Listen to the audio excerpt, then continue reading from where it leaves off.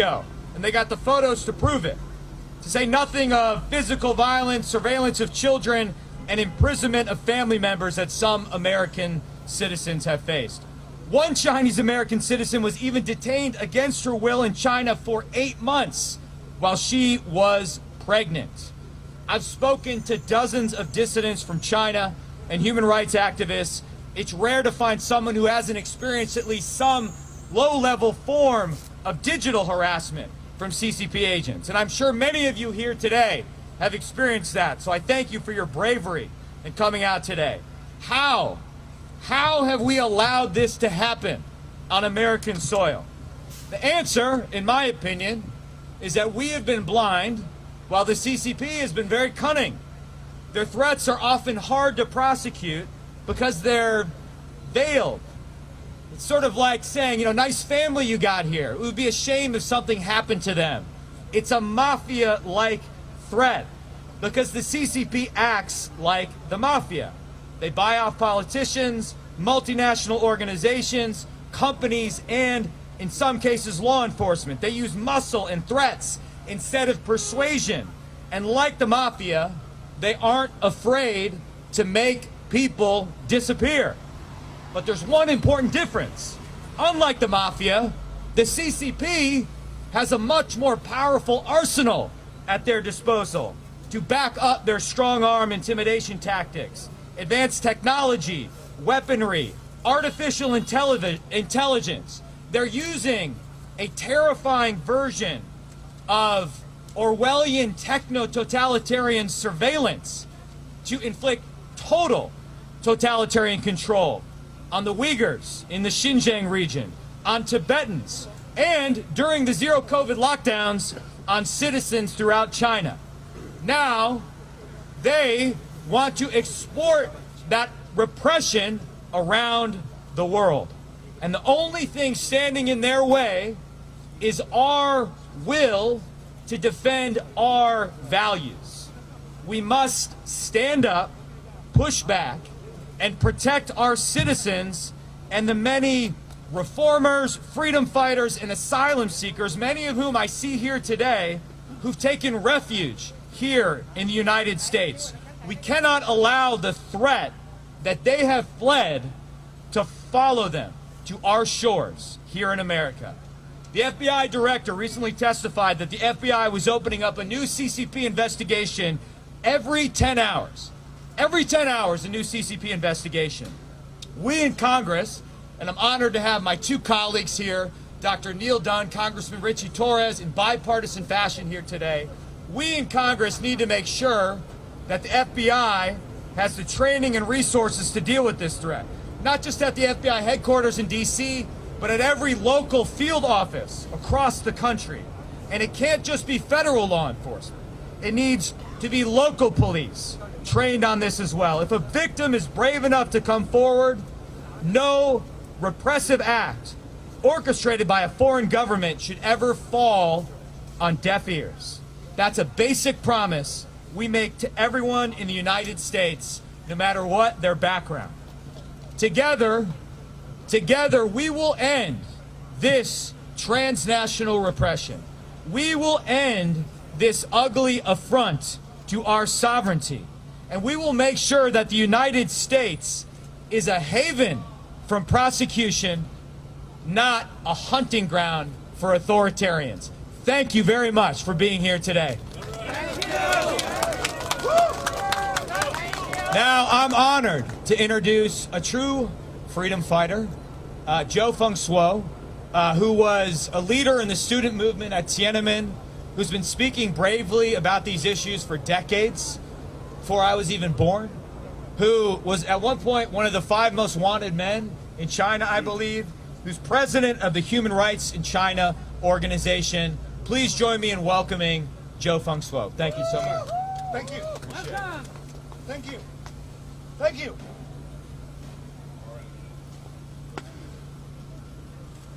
Thank you, Congressman Mike Gallagher. Thank you, Congressman Richie Torres. Thank you, Congressman Neil Dunn. We are honored to have you here. This is the first time that the Chinese dissident community feel that their grievance is heard by American public. You are representative of America. We are here because of you. Thank you. You just met my friend Yonghong. 大家好，大家好。 He was a political prisoner in China, arrested twice for 2 years, simply calling for disclosure of the assets of government officials.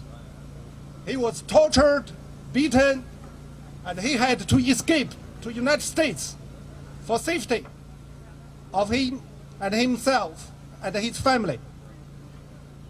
But 4 years ago, not too far from here, on the street of Manhattan, he was brutally beaten by Chinese thugs, and he had to be sent by ambulance for emergency medical treatment. And there are a few of them who are here today. What's more, the police did nothing, and they arrested one person, one perpetrator on the spot. He was released within the same day. There's nothing done after that. We want justice. We want justice. We want justice. We want justice. We cannot allow this to happen in American land. We cannot allow this to happen in this land of free and brave. We are here because we believe in freedom, and we will fight for freedom.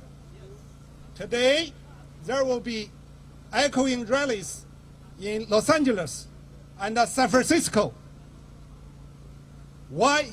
Because everywhere we have been ignored, marginalized, because of CCP's influence through trade and technology, and because they control so many communities here through the organizations like this, a secret police station in the name of hometown associations.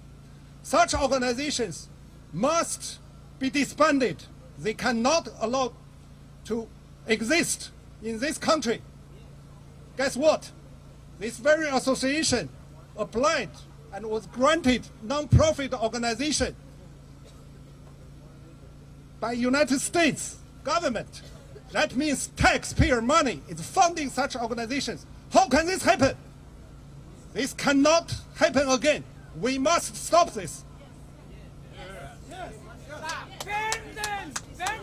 打倒共产党，打倒习近平，民主必胜，暴政必亡。 They are not as strong as we think. If everybody come down here, they will get. Okay. If we don't do nothing, they are here Thank you. forever. Thank you. If we do something, we all come out here, they will be dead. Thank you.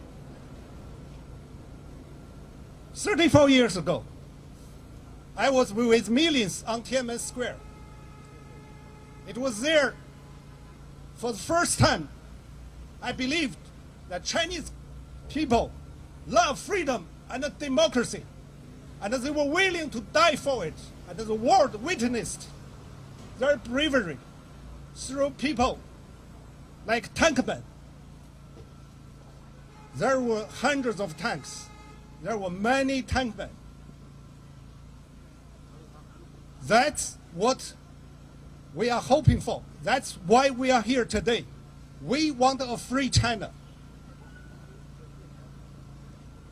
But I didn't imagine that 19 years later, on the street of San Francisco, I was beaten by Chinese flag-waving crowds full of hatred to support CCP's Olympic. I was looking at the devil in the eye. It was that moment I realized we have to fight for this country, because if China is not free, this country is not safe. We are not safe. That's why I cannot rest at any moment to fight against such a regime. Thank you all for coming today. Today is just a starting point. We need more activities like this. We need more victims to speak out. For anyone like Yongho who speak out, there are tons of them who are so afraid. Even though they are persecuted here by CCP, they are afraid to speak out. I can personally give you such names, dozens of them. End of last year, there is a A4 white paper movement in China. It was carried out by the Chinese students here in US universities. But one student was threatened that her hands will be cut off if she dared to post banners supporting Chinese democracy again. I'm very glad that FBI acted this time. Very timely, they charged this perpetrator. And this is what we need to do. We need to hold them accountable. And there's another one at University of California, Berkeley. A graduate student there burned down a memorial to the people who died in the Urumqi fire of Uyghur families. He burned it down, and he explicitly said, I want to purge this place of anti-CCP messages. This person is still at large. He is still studying at the University of California at Berkeley. He needs to be held accountable. Yes. Thank you.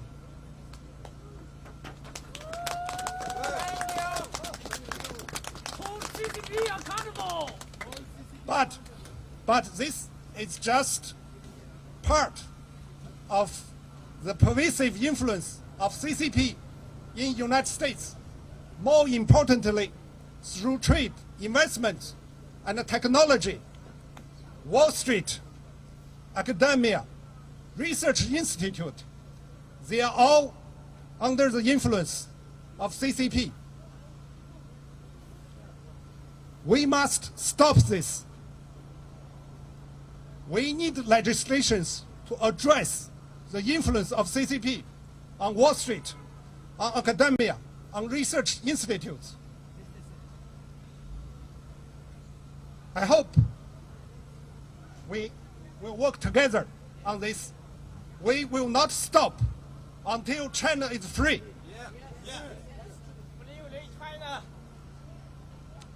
Last 33 years, we have witnessed the failure of American policy towards China, ignoring human rights, China's freedom and democratization in favor of trade and technology exchange.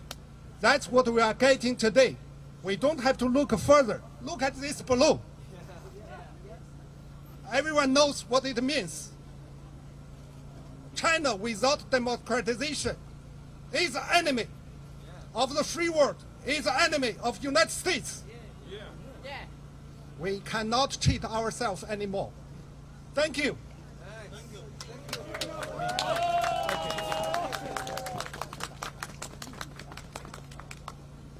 Stop CCP! Stop CCP! Free China! Free China! Thank you. Now it's my honor to introduce a colleague of mine. This isn't his district, but we're close by his district, which is New York 5th, I believe. Did I get that right? 15th. I got one number right in that. So I'm from Wisconsin. You know, we only have 8 districts. We don't count higher than that. So, but please join me in welcoming Congressman Richie Torres. I'm honored to be here. I want to thank Chair Gallagher for amplifying the voices of human rights activists whose voices have gone unheard for far too long. Even though Chair Gallagher and I come from opposing political parties, the unity we are projecting sends a powerful message that the defense of human rights from the abuses of the CCP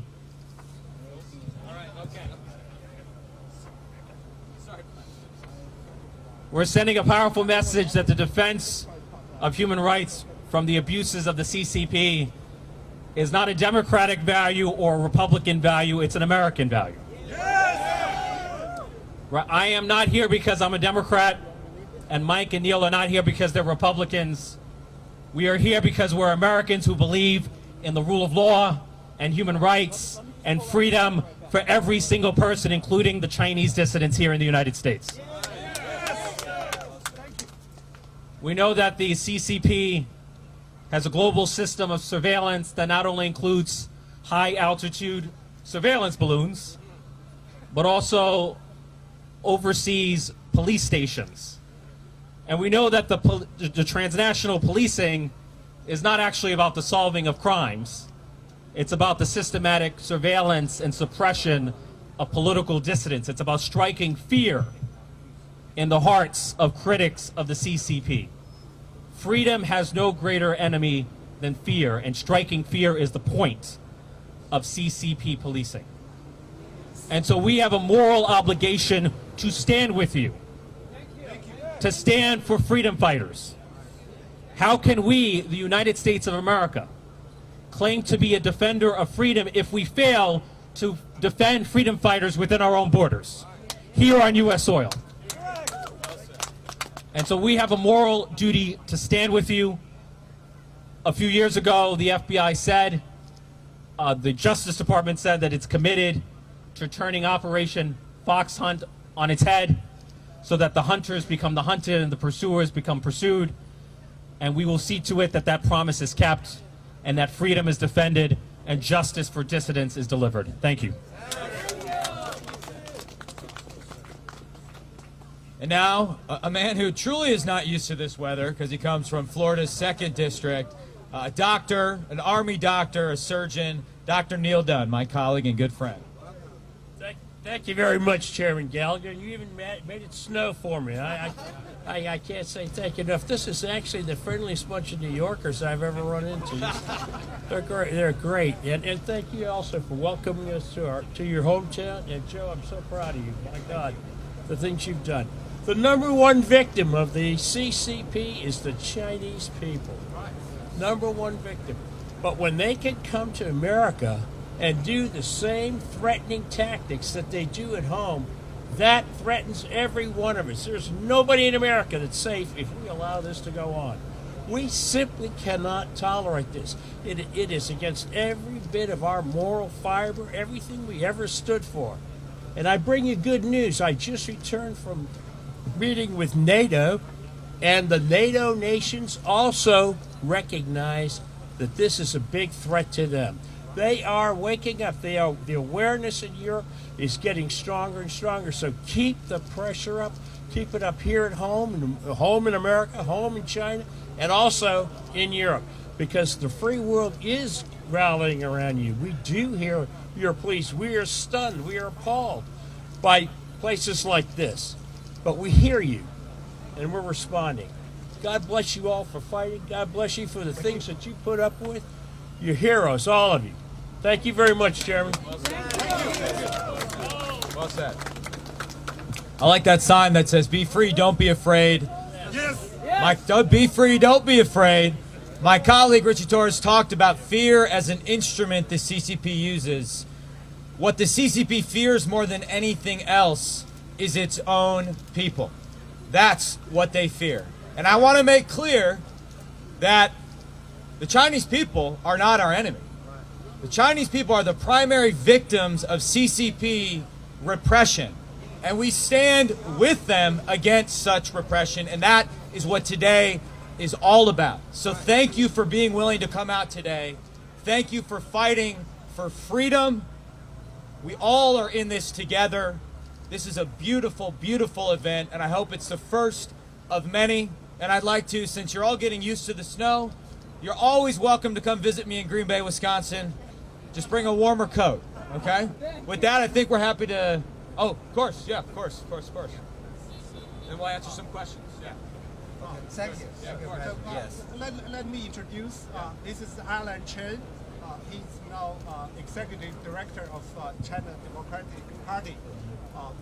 We are honored to have him because for us, it's really hard in the last 34 years to recruit any young people into our camp.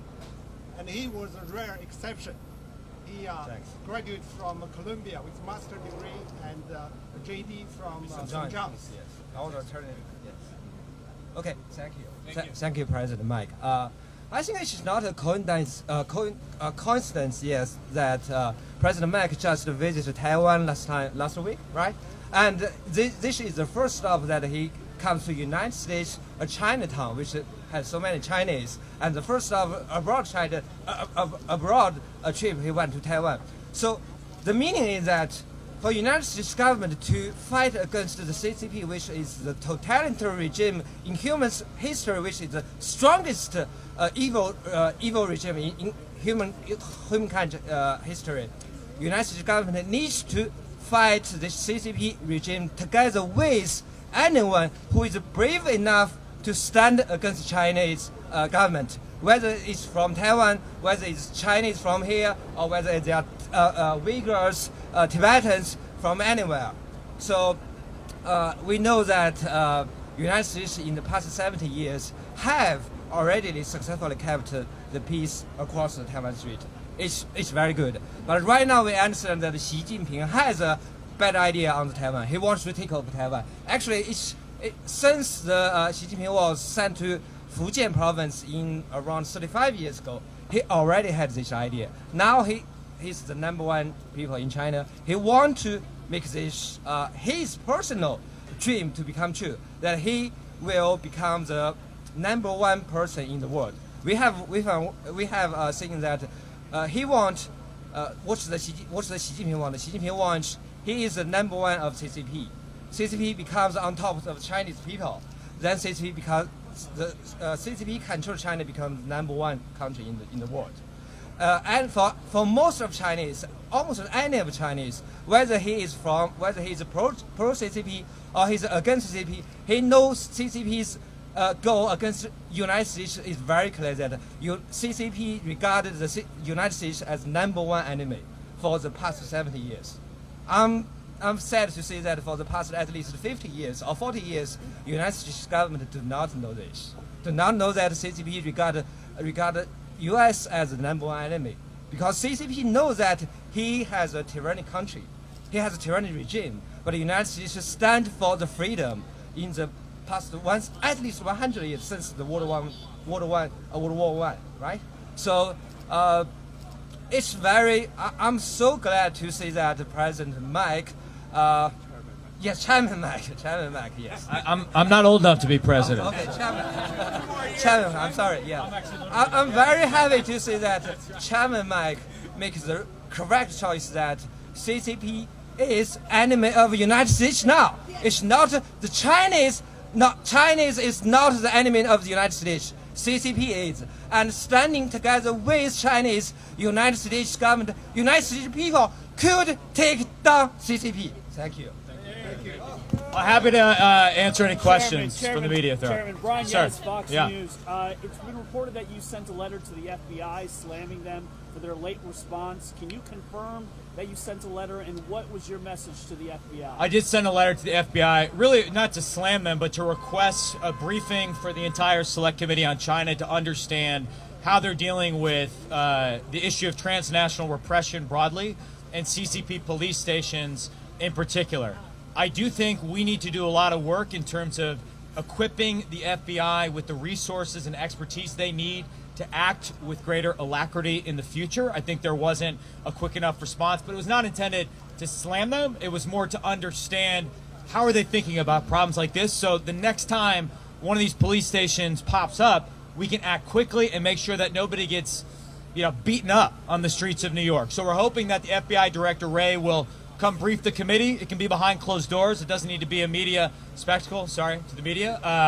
But we just want to learn more, and we want to work productively with federal law enforcement and local law enforcement to defend American citizens and people that are living here in America from transnational repression.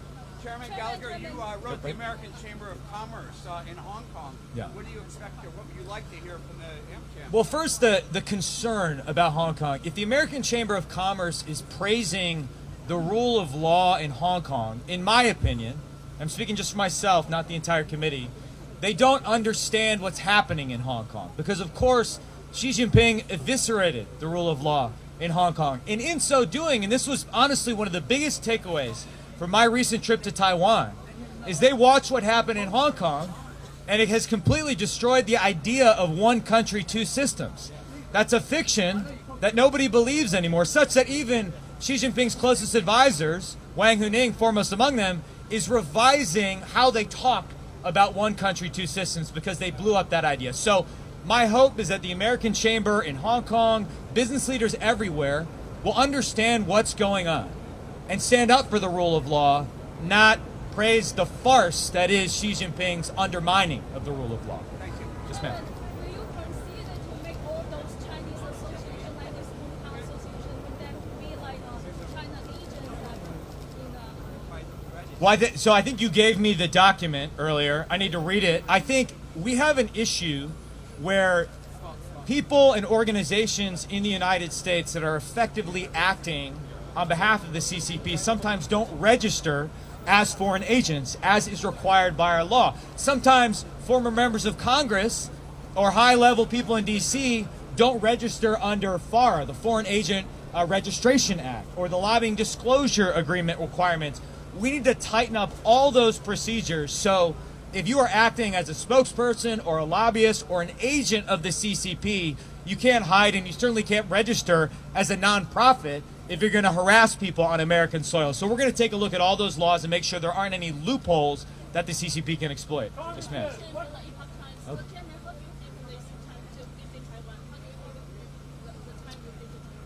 So I did 4 days in Taiwan. I would say my biggest takeaways are, one, our friends in Taiwan are doing a lot of the right things, increasing their defense spending, extending conscription from 4 months to a year. We need to be moving faster to arm them with the asymmetric weapons they need to defend themselves. And my friend was talking about peace. I agree. I think Xi Jinping's legacy issue is the reunification of Taiwan by force if necessary with the mainland. He's talked about it repeatedly. And if there's one lesson that we learned from Ukraine, it's that when dictators and authoritarians tell you they're going to do something, you might listen to that. So our best chance of preserving the peace, and that's what it's about peace. We're not trying, it's about peace and stability across the Taiwan Strait, is to give our friends in Taiwan the resources they need to defend themselves, as well as deepen our economic and diplomatic integration. So a lot of people are trying to move in the right direction. I don't think we're moving fast enough. It's why it's important to have members of Congress in bipartisan fashion go to Taiwan to understand what's happening there and support and defend the free world. Taiwan is on the front lines of authoritarian expansion right now, and though an actual kinetic war is not happening right now, what President Tsai calls cognitive warfare is happening right now. Attempts to instill fear in the Taiwanese people and collapse their will to fight and resist. So we need to stand with them, because I guarantee you that what happens in Taiwan will not stay in Taiwan. Las Vegas rules don't apply. We will be unable to fulfill our treaty commitments with Japan, the Philippines. We will be unable to project power in the Pacific.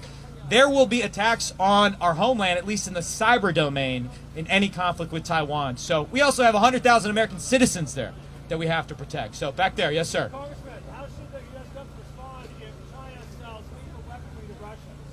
Well, there's some discussion about whether to declassify what's happening in terms of Chinese support to Russia. I think we should absolutely put it all in the public domain. I think one of the positive things the administration did during the initial parts of the invasion of Ukraine is really lean forward in declassifying information to show to the world what's going on. It's my opinion that increasingly Vladimir Putin is Xi Jinping's junior partner in a struggle against the West. Xi Jinping's able to buy cheap energy resources from Vladimir Putin right now. To separate these two problem sets, I think would be a mistake. So we should expose it, number one. We should look at the full suite of sanctions we have available if indeed they go forward. But perhaps the best thing we can do is to learn the right lessons from Ukraine.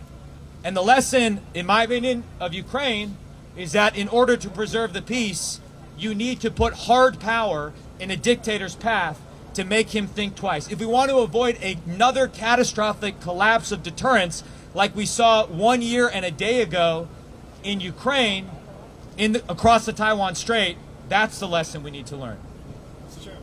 Oh, yeah, sure. Could you speak on the formulation of the committee and why it's important to have such a committee right now? Well, and I would like to invite my colleagues to comment on this as well. Speaker McCarthy formed the Select Committee on China to elevate and inject with a sense of urgency the United States policy vis-a-vis the Chinese Communist Party, and to explain to the American people why this matters. Why should someone in Northeast Wisconsin care about the threat posed by the CCP or the fact that American citizens are being harassed on the streets of New York? It's our job to explain that.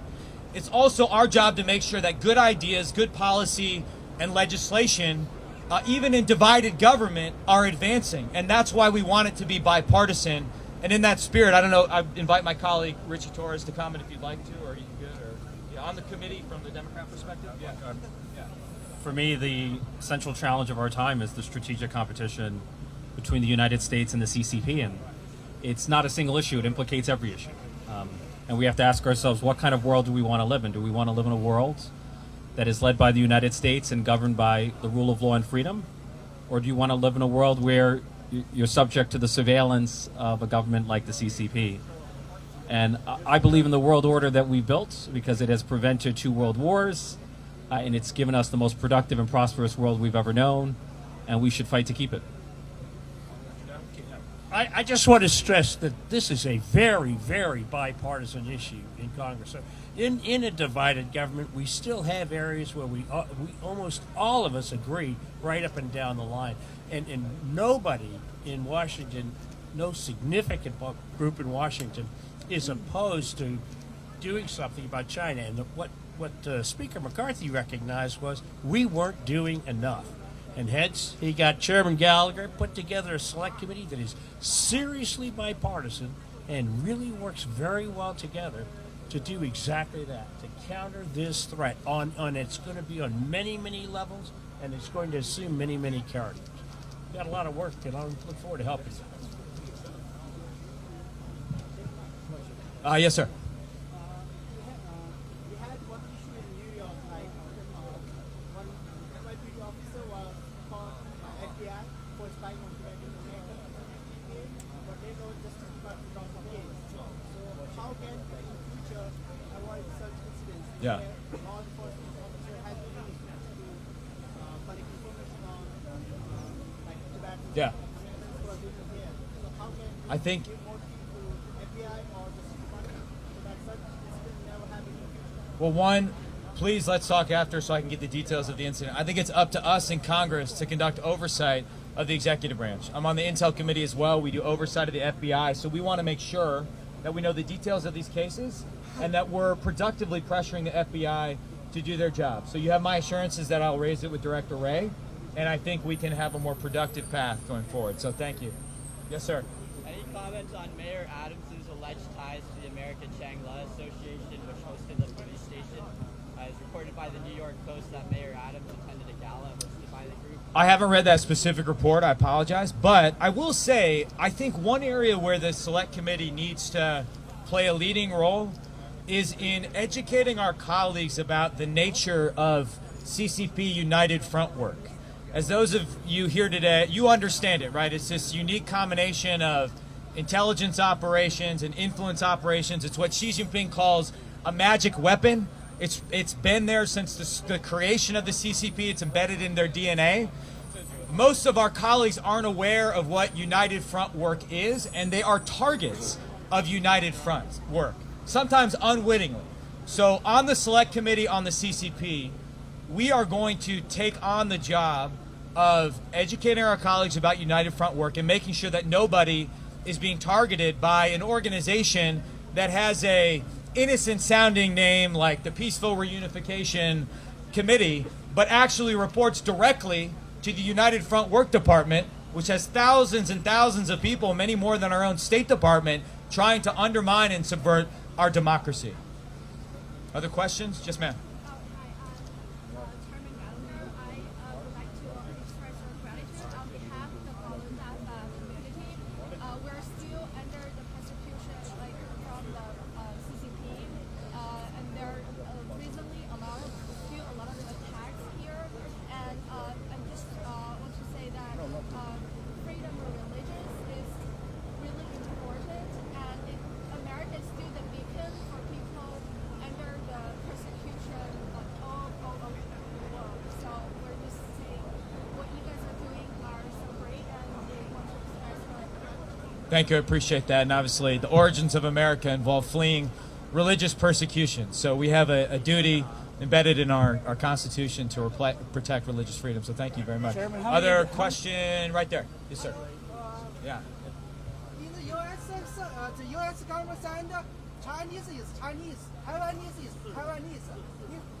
You know, Taiwan is a country now, but in the future we have different regulated Chinese, Taiwanese, and Taiwanese, and how to choose is different. I'm not sure I understand the question. I apologize. Yeah. I can translate. Yeah, sure. His meaning is, can the ethnic group in China have the referendum for independence if the CCP collapse? What happened after CCP? Are they allowed to have execute their right to referendum? Why we come here? The Tibetan, the Hong Kongers, they come here. They want to have a referendum for independence. Yeah. That's why you're talking about. Well, we're here to stand.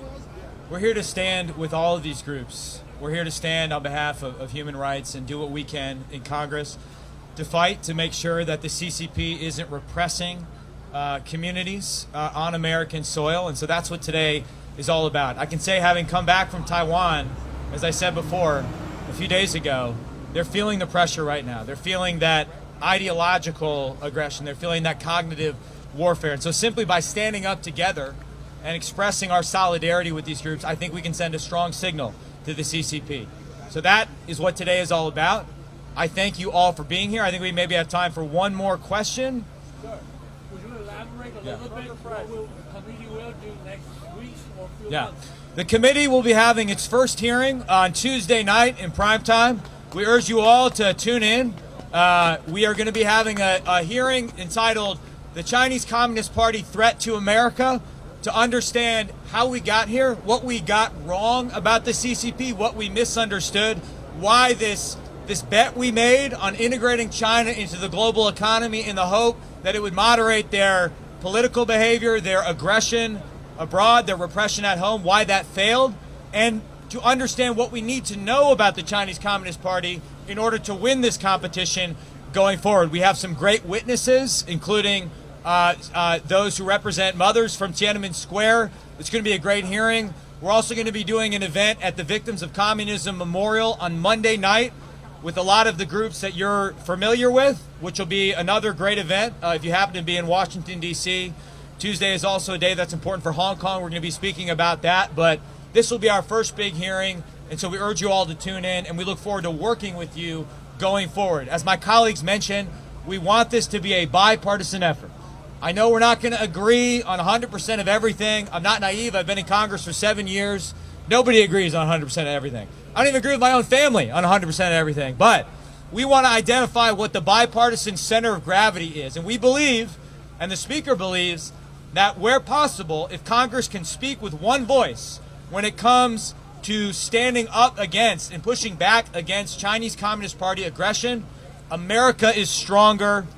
The world is stronger. The free world is stronger. So that's what we're going to do. Thank you so much for your time. Appreciate it. Thank you so much. Thank you for your words. Appreciate it. Thank you. Thank you. Yep, thank you. Let's take a picture. I got to give this back to somebody. Can't wait for that. That's yours? Did I drop another one? Yeah. No. Rocky Hits on me. Yeah.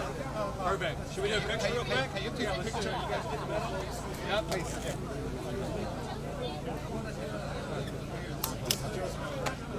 Yeah. Okay. Thank you. Perfect. Thank you.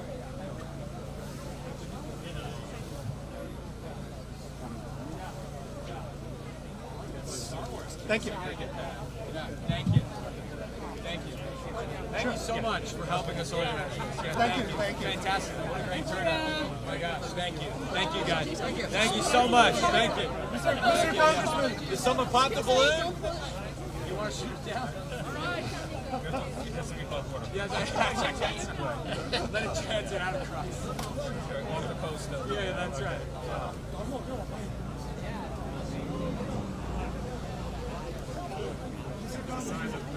Mr. Congressman, it's been so long.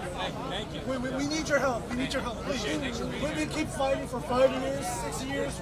I'm the member of the CCP. We really need to get